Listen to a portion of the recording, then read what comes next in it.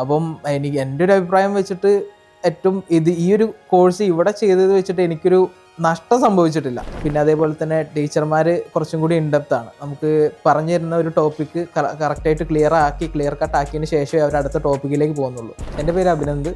ഞാൻ ചങ്ങരംകുളത്ത് നിന്നാണ് വരുന്നത്. ശരിക്കും ഇപ്പോൾ വർക്ക് ചെയ്യുന്നത് കോഴിക്കോടാണ്, സ്ഥലം മലപ്പുറമാണ്. ഡിജിറ്റൽ മാർക്കറ്റിംഗ് എടുക്കാൻ തീരുമാനിച്ച കുറച്ച് കാലമായിട്ട് ഈ ഒരു ഫീൽഡിലുണ്ട്. അതായത് ഒരു 1.5 വർഷമായിട്ട് ഞാൻ ഈ ഫീൽഡിലുണ്ടായിരുന്നു ഇത് എടുക്കുന്ന ടൈമിൽ.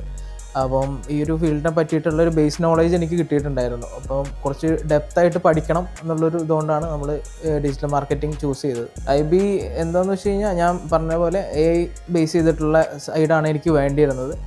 അത് ഒരു പ്ലസ് പോയിൻ്റാണ്. കാരണം നമുക്കിപ്പം വർക്ക് ചെയ്യാൻ ഒരുപാട് ഹെവി ആയിട്ടുള്ള വർക്കുകൾ കുറേ ഭാഗങ്ങൾ നമുക്ക് AI വെച്ചിട്ട് ചെയ്തിട്ട് തീർക്കാൻ പറ്റും. അങ്ങനെയുള്ള കുറേ സൈഡുകൾ ഇവിടുന്ന് പറഞ്ഞു തന്നിട്ടുണ്ടായിരുന്നു.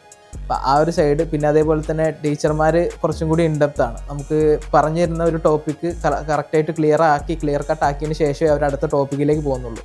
പിന്നെ അതേപോലെ കുറച്ച് ഡെഡിക്കേറ്റഡ് ആയിട്ടുള്ള ടീച്ചേഴ്സ് ഉണ്ട്. നമ്മൾ അമാൻ സാർ, അനഘ മാം പോലുള്ളവർ.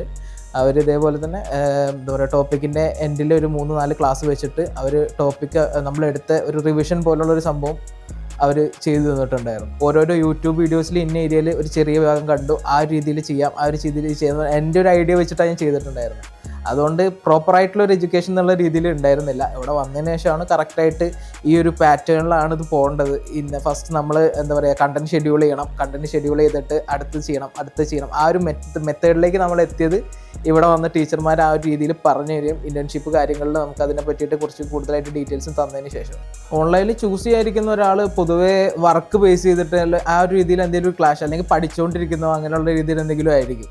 അപ്പം എൻ്റെ ഒരു അഭിപ്രായം വെച്ചിട്ട് ഏറ്റവും ഈ ഒരു കോഴ്സ് ഇവിടെ ചെയ്തത് വെച്ചിട്ട് എനിക്കൊരു നഷ്ടം സംഭവിച്ചിട്ടില്ല.